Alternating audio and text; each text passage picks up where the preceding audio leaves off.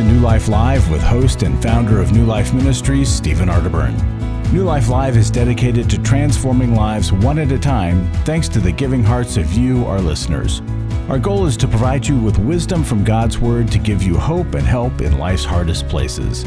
If you have a question you'd like to ask today, our phone lines are open.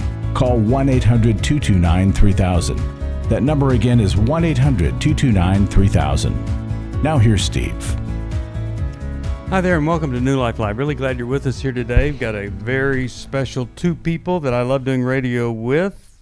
First of all, Chris Williams. Chris, good to see you. Hey, it's great to see you. Great to be here today.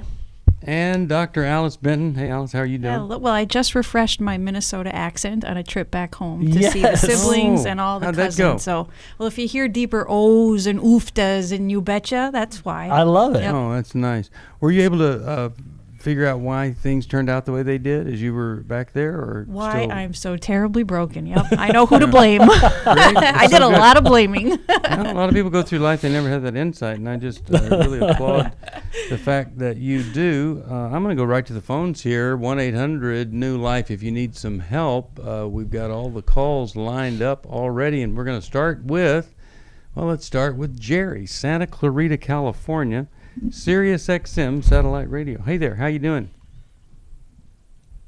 Hey, Jerry, are you there? you guys. Hi.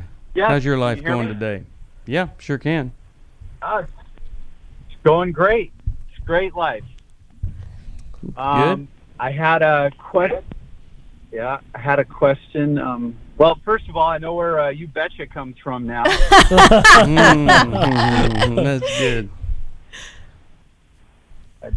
I'd heard Well, that from a friend for many years. Tell me how we could help today. Well, it's just an ongoing concept that I need some help in understanding. Okay. And I just want to know how to respond to people in a comforting way. And it goes something like this, where I hear, well, don't worry about it. God's in control of everything.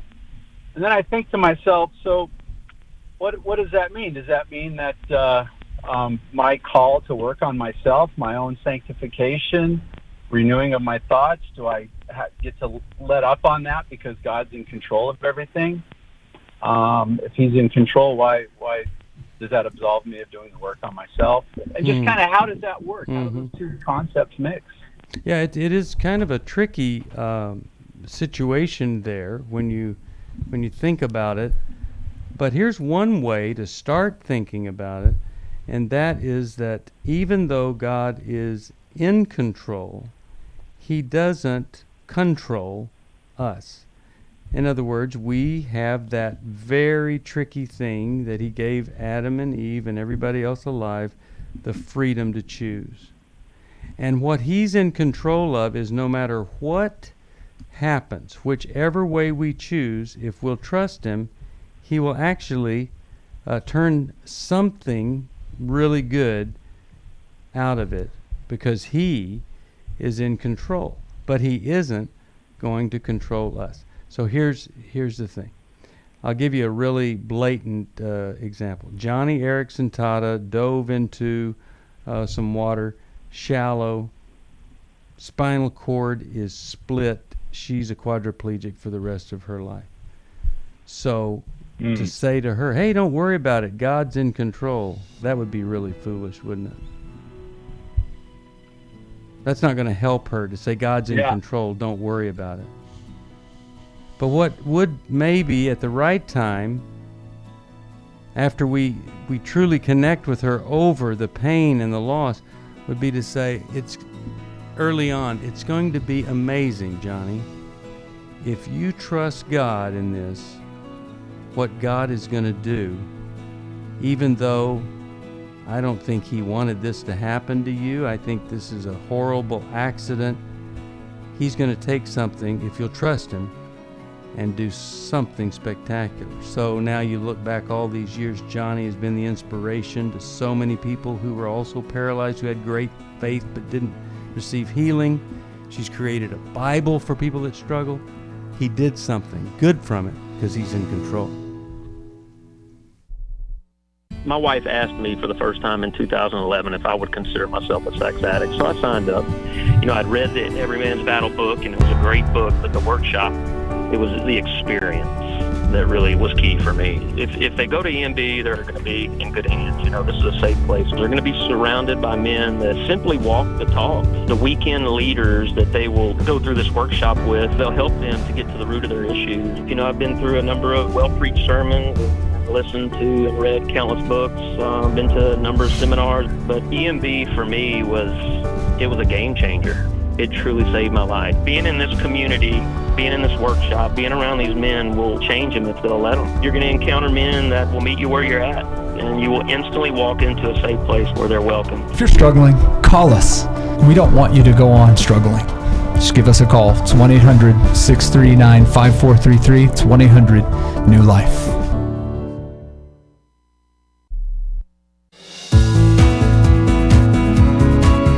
To find out more information about New Life or to order any of the resources mentioned on today's program, call 1-800-NEW-LIFE. Now back to New Life Live.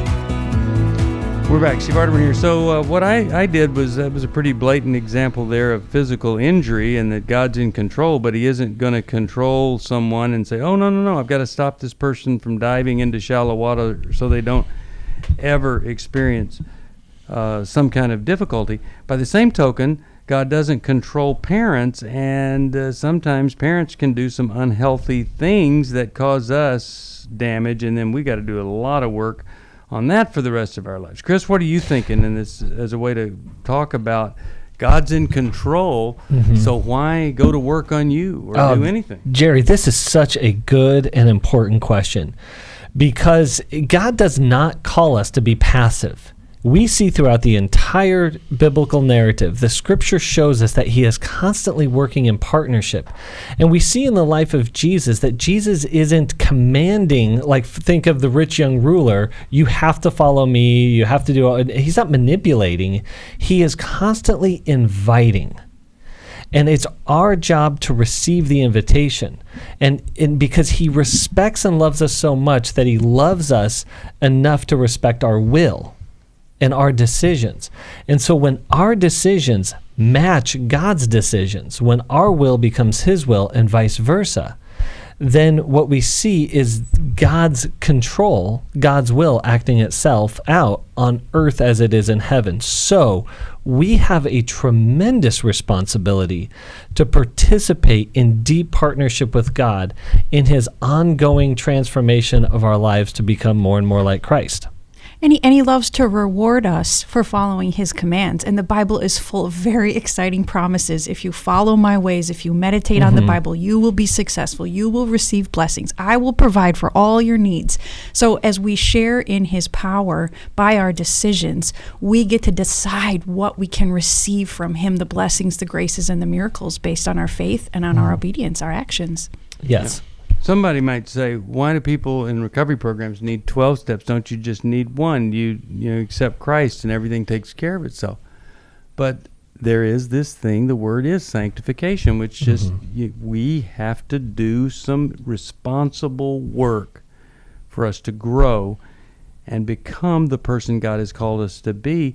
And just like you wouldn't drag your child all around and never challenge them to take a step upon which they might fall if they take a step. You want to teach your kids to walk, not have somebody drag them around all their life. God lets us take that risky step so that we can walk and then run with the horses, as it says in one part of Scripture. And the more we do it, the better our human relationships tend to play out as well. Yeah.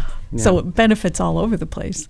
Now, I'm just curious if any of that was helpful, or did we just miss it by a long shot on what you were really wanting us to talk about? And I actually think we lost Jerry, so I hope he's hearing our answer. Well, Jerry, the answer was so long, he may have fallen asleep and hit the thing. Anyway, I hope that's helpful to you. Let's talk with Jim from Philadelphia, Pennsylvania. Listens online. Hey, Jim, how you doing? Hi, good afternoon. How are you guys there? Good. Doing okay. How could we help? So I have started talking to a lady. I I have never met her. I have not met her yet.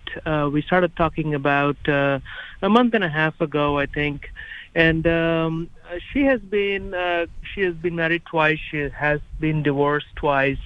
I have been married twice. I'm sorry, I've been married once, and of course I'm divorced as well. So we have been talking consistently every day. We've been trying to get to know each other. We were scheduled to meet this 4th of July weekend, but she felt that we were getting to know it was a bit too fast, too soon, even though it was about a month since we started talking at that point. So she said that she canceled her ticket to come for us to meet. Yeah. And I'm scheduled. I mean, we did talk, and she understood where I was. And of course, we are still talking. But she, I realize every so often she develops this cold feet. And I mean, it's not like I am talking something disrespectful to her, or I'm not being too endearing in my conversations either. But I get the feeling there is this kind of a fear that sets into her in regular intervals where she thinks I'm on a different page compared to where she is. Well, she's been married. If she's been married twice and you've been married twice, then it's great that she's... Sorry, I've been married once. Well, okay, and you've been married once. It's kind of good that she's getting some cold feet and doesn't just rush forward out of desperation, right? Right. But what's the question for us? What's the big one here? Well, my question is, I mean, is it not normal to have this kind of back and forth, or what is the right pace? And even better, how do we? I mean, she seems like a great girl. I'm wondering if there is something I'm missing out in this, or is this normal? Well, Alice, what do you think? Do you think this is normal, that she's making plans and then backs out, doesn't show up? What do you think? I'm really not sure if it's normal or not, Jim, but I want to take you to some concerns and some questions that I hope you've been investigating with her, although the relationship is young. Have you both looked into and done work on why your first marriage and her 2 marriages ended? I did go through counseling, and I of course I've been divorced for about 8 years now, and as far as her, she said that she has done her homework. I don't know. I haven't confirmed if she has gone through counseling as well. But she said she was married to the first. Both of them had an element of the first one. I think there was both physical reasons that did not consummate the marriage. Apparently, I'm not sure. Beyond that, what else could be the reason for neither divorce. marriage was consummated. Neither marriage was consummated. The first one, apparently he did not want to have a physical relationship, although she was with him for about 7 years. And the second one, it was about 1.5 years, and he had apparently had ED. Okay. All right. So then the question for Alice is, should you be concerned? Is this normal? What do you think, Alice? I really think it depends. In a way, it may be too early to tell. And I would want to know what she does with this cancellation, whether or not she sets up to meet with you again, and will she follow through the next time? One cancellation may be an isolated incident. It may not be significant, but what's her pattern over time?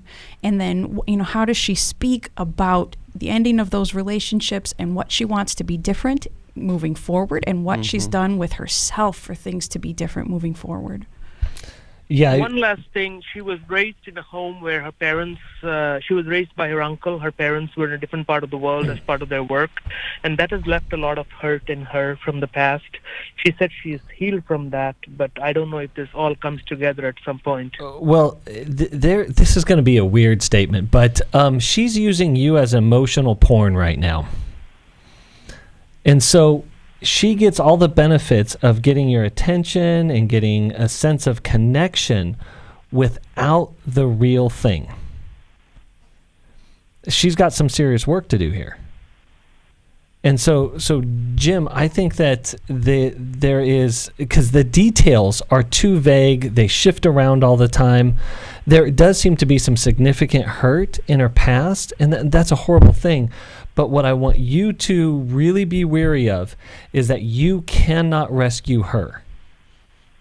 You're not her rescuer, and if you get involved with her in that position or that role, it's going to go down just an unhelpful and damaging end for you. So I just think here, you have wants and desires and needs in a relationship, and those are important. And I'm not sure if she's the one that can really help you out there. I don't think that she's the one for you. And not everybody is ready at the same time as someone else. And I think it's really great that you called us, ask about this, because, there really it would be so sad if you were to spend and invest a lot of your emotional life into her and she was never, ever there. She has somehow gotten involved in these marriages where the connection wasn't all that strong enough where she would be able to detect, or the other person would say, look, here's a problem I have, or I think, this is going to be impossible for us. So I see this little slip up here, or this not coming. I think it's a gift to you. And you really do, and sometimes Christians have a hard time with this. You have to ask yourself, is it my role to stay with her so she doesn't get hurt more, or do I have a right to say, maybe this isn't a healthy relationship and I need to move on and be in a healthy relationship? That's what I'd want for you to be doing, is to evaluate that. There's a trip that is planned where I'm going to be going and seeing her, so I don't know how to play that. Well, I sure wouldn't push getting more emotionally involved with her until I saw how that played out. I guarantee you, if you become intimate with her, you're really asking for trouble, because you could end up, feeling so obligated and attached and wanting to make it right that you sign up for something for life that it just would have been best that you moved on. So be really careful about that. I mean, I hope you're not planning on staying with her. Is that right? No? No, I'm staying in a hotel. Good. Yeah. But also, there's no points off in the grand scheme of things if between now and the time you get with her, you decide that maybe it's not the right time to take a trip to visit her. Okay? Right. Okay. Dating is dating. Thank it's you not so much. Ministry. Okay? I mean, in a way, it can be. I'm going to send you a copy of Is This the One? It's a great book to help you with dating ideas and to figure out if this is the one. All right, let's go. How about we talk with Brenda, Fort Hood, Texas, KBBW. Hi, Brenda. How are you?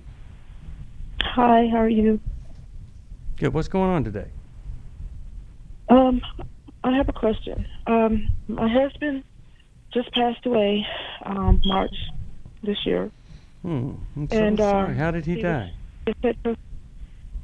He had lung cancer, and it was really quick. When he first got diagnosed, within the year, they told him he had a year. Oh, Brenda. And then he had brain tumors brain tumors for him, inoperable ones. He had like 5 of them. Just horrible. And I'm so sorry. We've been together 20 years. He was just 52. He had just turned 52. Actually, he'll turn 52 next month. And my question is, I was so angry. I still am. I'm angry. I'm ashamed to say at our God, and I'm angry at him also, my husband. And I feel so guilty because I was while he was sick, I was so guilty about it all and everything, being angry with him and everything, knowing it's not his fault and everything. And so my question is, how do I know that I know God has forgiven me because he is an awesome God. How do I know that my husband has forgiven me and that he knows how much I loved him? I pray every day for God to to help me to get over this and to heal my heart and my soul and my spirit. So I just need to know, how would I know if he did give me? Yeah. What makes you think that he wouldn't forgive you, knowing the husband that you had? Why would you think maybe not forgive you? No, I really don't, because he was such a wonderful man, inside and out, and he loved people, and he wasn't done judgmental about anything when it came to people, and he was always kind and tried to help them. And I know he would, but I guess I'm just, I'm so still in denial of it all, and everything. So, this was in May, right, or March? Which one? March. Yeah. March.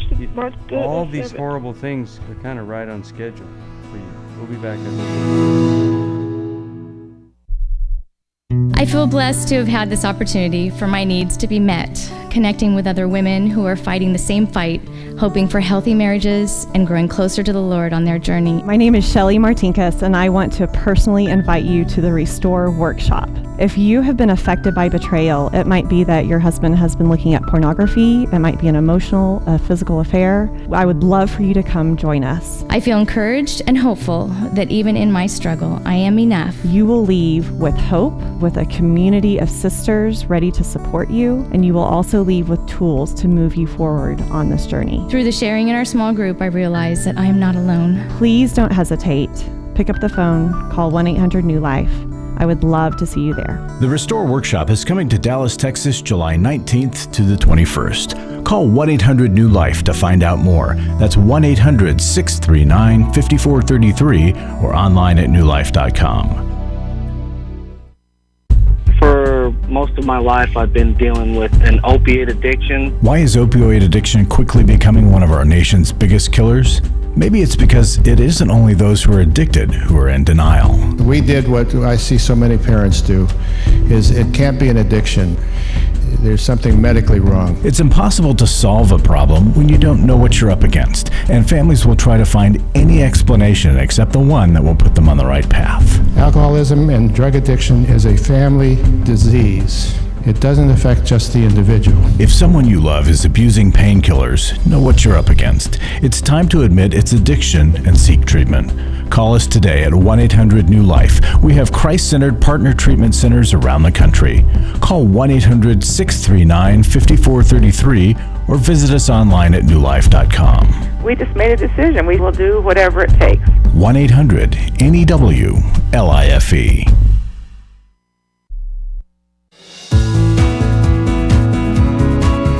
We'd love to hear from you. If you have a question or a comment, call toll-free 1-800-229-3000. Now back to New Life Live.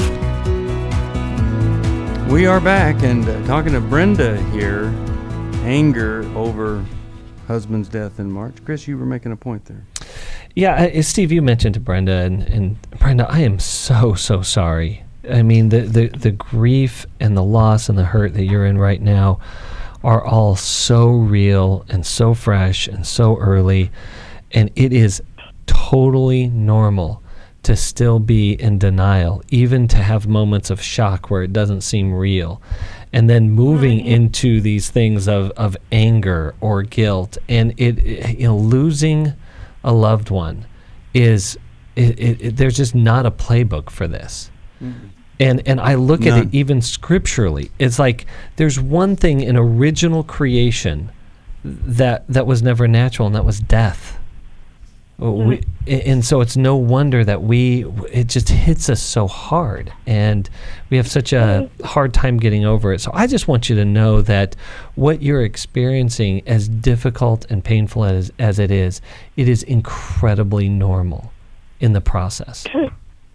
So Brenda, I wonder if you'd let me lead you through a little prayer and a visualization right here, right now. And we are 3 other Christians gathering with you in this. So there's power to our prayer. So I want you to imagine, and even say it out loud if you will, acknowledging to your husband right here your anger towards him. Would you say it out loud? Yes. maybe I'm angry because you left, and I know it was your fault, but I still am angry, and I miss you so much, and I just want you to know that I love you, and I want you to accept my apology and forgive me. Do you know he did his best? Tell him that he did his best to survive. Yes, and I know you did your best, babe. I know you did. You fought strong, for our daughter. We have a 19-year-old daughter, and he has a 2-year-old grandson. And I know that you fought hard, and I know you were in pain, and I know I'm being selfish, and but because I know you're in the most wonderful place there is with our Father, and I know you're not in any pain or hurting anymore. And I just can't get over. And Brenda, imagine his response to you. How would your husband respond to that plea for forgiveness? He was the baby. I've already forgiven you. I told you that. Sure. And he would tell me how much he loved me. There you go. Yeah. Brenda, sometimes we need to feel that forgiveness that we can't hear directly from God or from a lost loved one like this. So we acknowledge your anger, and it's understandable anger, but we also hear your humility, and we know God blesses and responds to that humility. So as fellow Christians, we validate your anger, and we forgive it too, from one broken human being to another. Yeah. Okay, right. Thank you so much. Thank you. Now, if you were to get in a grief group, or you were to start to work with a real live Christian counselor, then that work we just did right there would just get bigger and better, and you, rather than being angry at him and wondering about forgiveness, you'd have a connection with him. You'd feel that even though he's in heaven, you're still connected to him in some ways, because you're no longer alienated from that anger. So I'm going to encourage that would happen for you. Another great place for those things to happen is Finding Freedom. I'm going to send her Take Your Life Back. It's going to help. Finding Freedom. We have people dealing with this all the time, and oh boy, it's just so exciting when they get better because of the work that they do there, and we're doing one in September. You could find out about that at 1-800-NEW-LIFE, or calling 1-800-NEW-LIFE, or go to newlife.com. Okay, let's go and talk to May from Philadelphia, Pennsylvania, WFIL. How are you? Okay. What's going on? What's going on? Well, let us in on it. Okay. I'm calling again. I left my husband. I had to leave because he goes into rage, and then he starts. It's not all the time, but sometimes he starts throwing things. And how long were you married? How long were you married, or been married? For 4 years. Mm-hmm. And did you date each other very long before you got married? About a year. About a year. Okay. And so you're separated now, or you're divorced? Separated. Okay. So what's the question for us with this angry husband? The question is, I'm feeling guilty about leaving, but I share what other people think, but I know it was the right thing for me to do. Well, you left, but have you done anything to try to pull it all back together? Well, I had tried when I was there. I finally gave up. Now, I haven't heard anything from him at all. Okay. So nothing. So what's the question for us then? What's the question? The question is,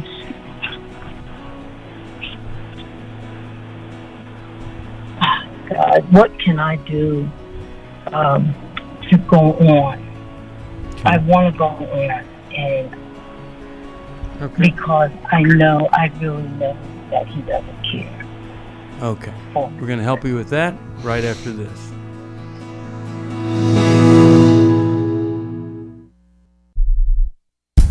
God pulled me out of the gutter of my life that I was living in. I have done a lot of work over the last 40 years.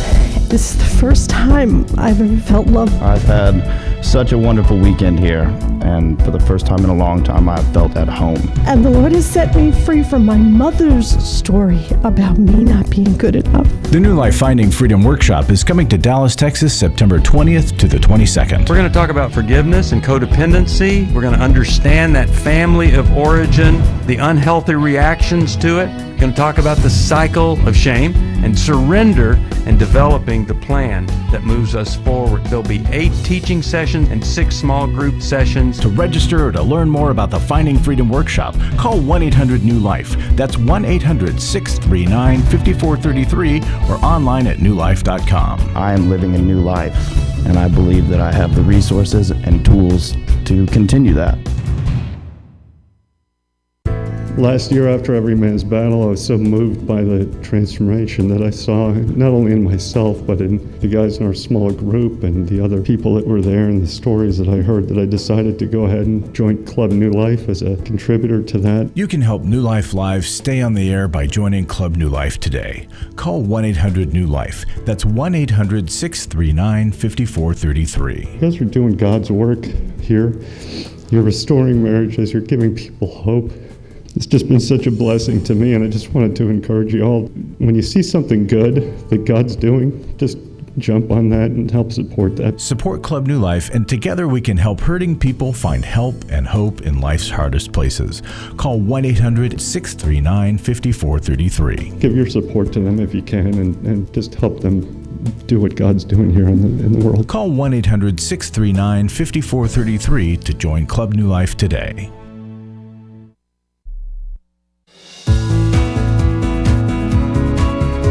Glad you joined us for New Life Live. To be a part of the program, call 1-800-229-3000. Now back to New Life Live.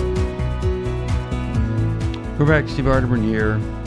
Really tough phone call about, someone's angry and, she has to leave to protect herself. Alice, what are you thinking here would be something helpful in this situation? May, I think we can even hear the fear in your voice and even just the volume of your voice that your husband's rages have taken a major toll on you. And it seemed like your only option perhaps was to get out, to get safe. And would you clarify for us, how long have you been gone? I've been gone for about 2.5 months. And did you say you have not heard anything from your husband in that time? He hasn't reached out to you at all? No. And during the time that you were home and since you've left, did you ask anything of him? Did you ask him to take any steps towards healing? Yes, I did. He just didn't have anything to say. He feels as though I don't know. He just didn't have any. He just doesn't talk. And he doesn't take action either to get the help. Is that right? No. We've gone to counselors, but I just feel like he hasn't faced anything that has gone on in his life. And he's always me. And I've tried to do everything I could to work on the relationship, but it just did not. It takes two. And when one is trying and the other isn't, and then when you keep pressuring them, they can go into a rage, and and I've always tried to avoid that. It must put you in an impossible situation, because as you push for the marriage and ask for help for the marriage, you're afraid of his response, and he is unsafe. Yes. So Chris has some really practical steps and ideas to help you through the next days and weeks. May, first of all, hey, great job in getting yourself out of a very, very unsafe and dangerous situation. It takes a lot of courage, and it takes a lot of follow-through to be able to do that. And I want to recommend, again, getting into a process where you can really identify what you need for safety, what you need in the marriage, what you need in the relationship, and that those become standards in which he has to live by or move. And if he doesn't, you can only do what you can do. If he doesn't move in that direction, then the responsibility goes back on him. But what's critically important is that you can remain in a emotionally, physically, sexually safe place. And if he can't provide that for you, then you can't be near him. In the midst of that, your relational support is critically important. So having your friends or family, people who can be both graceful and truthful with you, is just, really important through this process, so you can restore a sense of internal safety for yourself. And good counseling can help you do that as well. No matter what he does, it's really important that you get some very, very, very good help, and we'll try to help you find that. And, if I were you, I would really look for some kind of a codependency group. Oh, you are in a group? I am. Yes, I'm in the process now. Good. Okay, good deal. Alice, you had a final word here? Yeah, May, if you haven't looked into your legal safety and financial safety with your husband not doing anything for 2.5 months, I feel protective of you in those areas. So even just talking to a lawyer or considering how to protect your finances, depending on what your husband does or doesn't do, I think would just be wise to plan and be proactive. Yes. Sure would. Well, I'm really glad that you have called us here. And I'm going to send you a little copy of John Townsend's book, People Fuel. It's our thank you gift this month for anybody that supports us, because there's some really great information in there on how to develop these healthy relationships that can get us back to where we were if we've been through some kind of horrible, horrible situation. I hope and pray that you and your husband could come to one of our intensives. So many miracles happen there, and that really is what's there. You're afraid of him. Most men that lash out at women, they're scared to death in life. They don't know what they're doing, and if they could finally be confident that somebody could help them, they'd get that help, and I hope that's going to happen in your case. All right, let's go to, how about we talk with Jenna, Knoxville, Tennessee. Hi, Jenna, how are you? I'm good. Thank you very much. Sure. Actually, I'm very frustrated with myself. Are you? And I hope I don't cry. It's okay if you do. So I'll ask the questions first. Okay. Then I'll give you a little bit of background. Okay. I want to know why I'm so easily agitated. Why is my chain so easily jerked? And what do I need to do to manage myself and my emotions? This is really affecting my life, my personal relationships, and professionally. And to give you a little bit of background, I was the firstborn of my family. I have 2 younger brothers, and we're like 2.5 years apart. And so when I got to get myself together here. When I was about 5 years old, my hair started turning red. So I grew up with red hair, freckles. I was teased by my cousins, my brothers. They nicknamed me Red, and that frustrated me.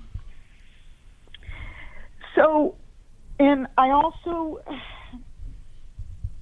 always been kind of gullible person and easily manipulated.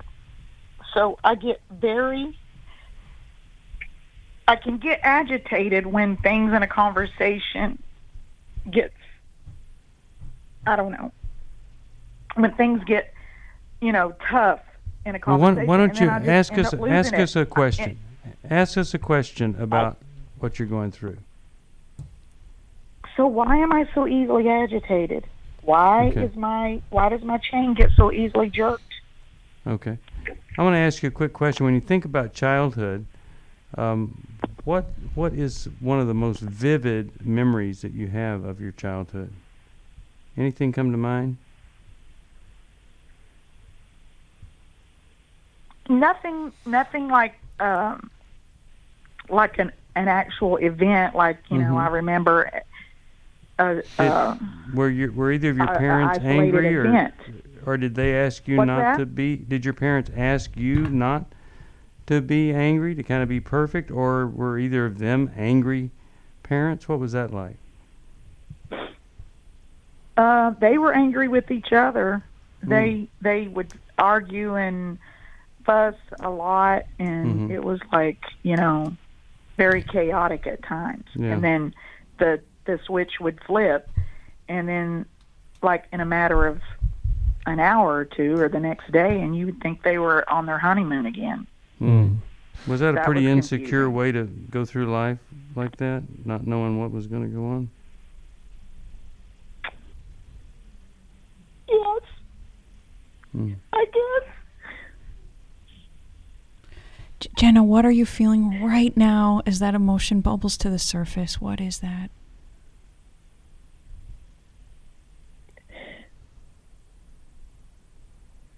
I don't know. I really don't. Yeah. Well, I'm just very overwhelmed right now. Yeah. So, Jenna, take one big, deep breath.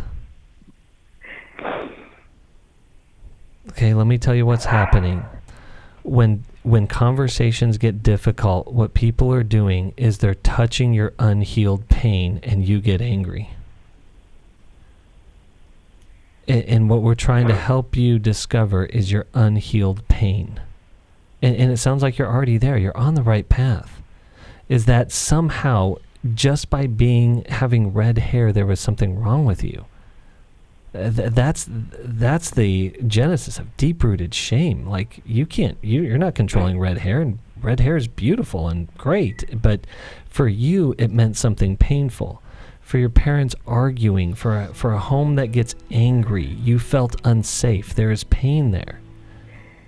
And so when other people's hint of anger, you show anger first to get back to safety, again, because there's unhealed hurt and pain there. And Jenna, you are in a great position in that you have access to the tears and the sorrow, because the solution, the antidote to anger is grief. And there's a lot to grieve.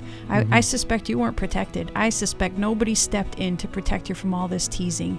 So when you said, I hope I don't cry, I thought, oh boy, I hope you do cry. Because those tears are the solution for you, Jenna. Oh my gosh. You're so right. This just came to me. Instead of being protected, it just hit me. You know what my parents told me when I would maybe cry? We'll find out after this. I came into this thinking that my husband was the cause of many of our issues. The New Life Intimacy and Marriage Workshop is coming to Columbus, Ohio, October 25th to the 27th. But after learning about our attachment styles, I understood how our past hurts were playing into our present problems. Join Steve Arterburn. It's been a dream of mine for a long time to help people to grow more intimately together, and we believe that everybody has room to grow in the intimacy level of their life. And Milan and Kay Yurkovich. We help couples understand how their attachment style is sabotaging their current relationship, and then we teach them how to create comfort in a relationship. To register or to find out more, call 1-800-NEW-LIFE. That's 1-800-639-5433, or go to newlife.com. Here at this workshop, we had our first ever conversation without yelling, blaming, and accusing. 1-800-NEW-LIFE. Hi, this is Steve Arterburn, and for 30 years, New Life has been the most trusted name in Christian counseling. I'm an addict, and I'm trying to get God in my life again. You seem to be able to get to the crux of a problem quickly. Our Christ-centered treatment programs can help you break free to embrace all that God has for you and your family. I just want to thank you guys for bringing me to a relationship with Jesus. There really is help for marital problems, depression, addictions, panic attacks, and feelings of hopelessness. I came back with so many tools to help me prepare myself to fight this struggle and this battle that I have every day. You can start living again today, living the life God intended for you. Help is available at 1-800-NEW-LIFE. They did care, and they did follow up very lovingly, and it made all the difference in my life. Call us at 1-800-NEW-LIFE. Someone who cares is waiting at the other end of the phone. God can open the door to a better tomorrow right now. Just call us at 1-800-NEW-LIFE. 1-800-639-5433.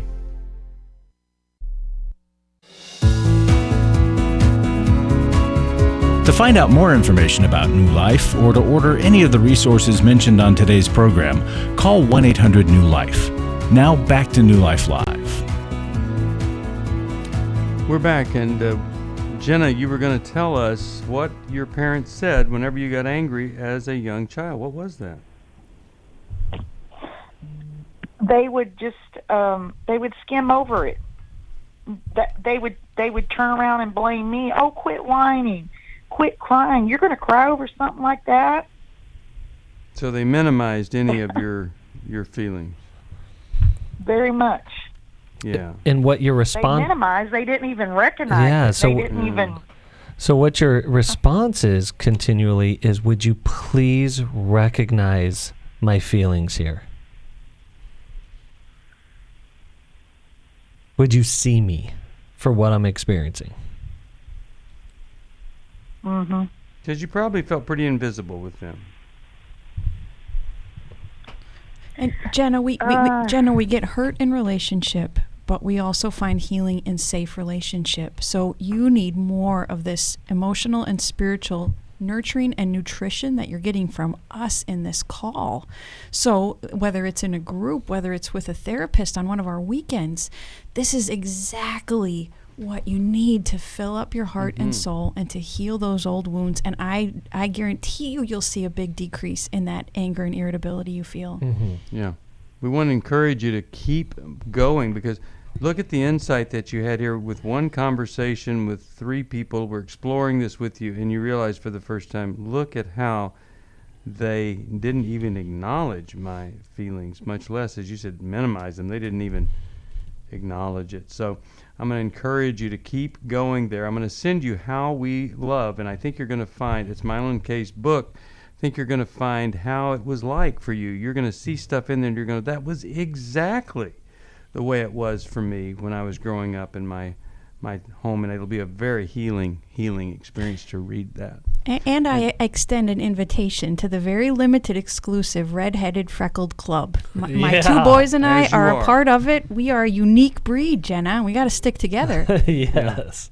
Yeah, I was going to ask you about the pride that you seem to have over that, but we can talk about that. Right now, Larry's in the studio, and Larry, let's ask people to help us, because we want to see folks get better no matter what they're going through. Absolutely, and I want people to understand what this radio program does. This lady wrote us and said, all of you at New Life have seen me through, instructed me through, coached, encouraged, counseled, led, loved me through experiences I would never have dreamt, nightmarish experiences that Christians were dealt in this life.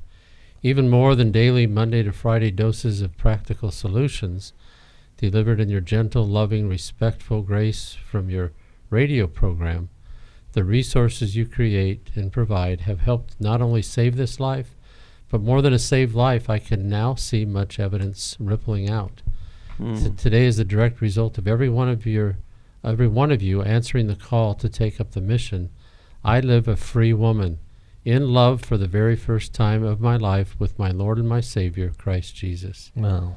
Does it get any better than that? No, that's right. You know, not only did she feel like her life was saved, and that happens. You know, people feel like if they didn't hear from us, their life would end in some way. That's right. But she's in love with Christ Jesus.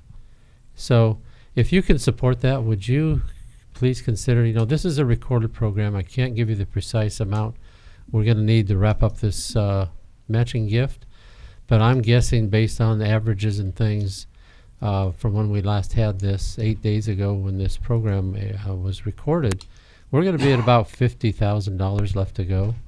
And we've got just a little over, what do we have? 2 weeks to get there. So thank you for giving. We need it. Every dollar you give will be doubled. Every $10 will be 20, 50s, 100. You make the calculation, and we could use that support. It makes a difference. And thank you, everybody who has been giving. Mm-hmm. All right. Well, thank you, Larry. I think we've got time for one more phone call. Let's go right over here to Amy from Tampa, Florida, listens online. Hey, Amy, how are you? Hey, thank you so much for taking my call. Yeah, what's going on? Okay, I have an unhealed, full of pain, young 23-year-old son living at home, and a 20-year-old daughter.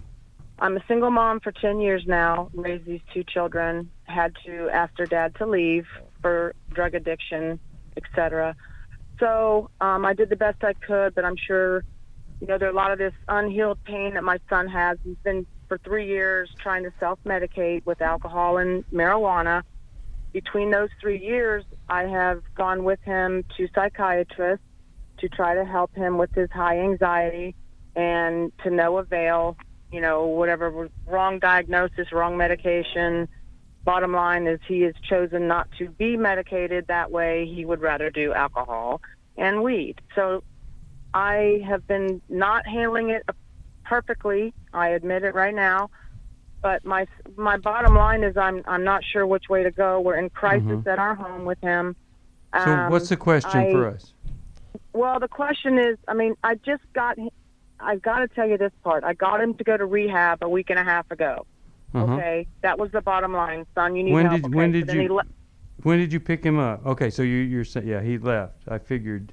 He left. He left the facility due to high anxiety and a panic attack because he had to stay in a room with another man. And then he has just told me about some abuse that I did not know about in middle school, sexual abuse. What's the question for us then? Question is, I don't know what to do with this son of mine. I don't know. I've listened to Dr. Amen. I've been trying to talk him into doing EMDR. He's had counseling. I don't know if I can't get him to go, I can't seem to even get him to listen to me. He's very, very angry at me because I sent him there. I also had to call the police. Okay, so we don't have a lot of time, but I know. But here's our best. Alice, a short, and then Chris, and then I'll finish it up here. What do you think she should do? I think for the safety of your home, Amy, and you are in such a difficult position, I think you have to let your son know, son, you may stay in my home as long as you are in treatment and staying in treatment, and that you're sharing the proof of the treatment with me. Because, Amy, if he's allowed to stay without being in treatment, I mean, the road, you had to deal with it with your husband. So I want not gonna happen. And I want to orient you that with that kind of a statement, you're putting power into your son's hands, and you're allowing him to decide if he gets to continue to receive your help and support or not. You have made so many efforts and interventions to get him into help, and now you need to let him make this decision, but then live with the consequences of the decision that he makes. Chris, what are your thoughts? Yeah, just in addition to that, Amy, your son, his first priority has to be getting sober from the alcohol and the weed. No progress in his other issues of anxiety, abuse, probably PTSD are going to be made or going to have any traction as long as he's medicating it that way. The other aspect is just I highly, highly encourage you to get into Al-Anon, to get I am. I just did it last week. Perfect. Stay with that process. Way to go. So great job in that. And again, get some counsel around that. But really, the primary problem is his addiction. There are really good treatment centers out there that can treat both the addiction and the underlying trauma. And so doing a little research around that, and I know we're connected here at New Life with some great places as well. Yeah, so hold on. We're going to give you some help here. But, his anxiety is only made worse by weed and alcohol.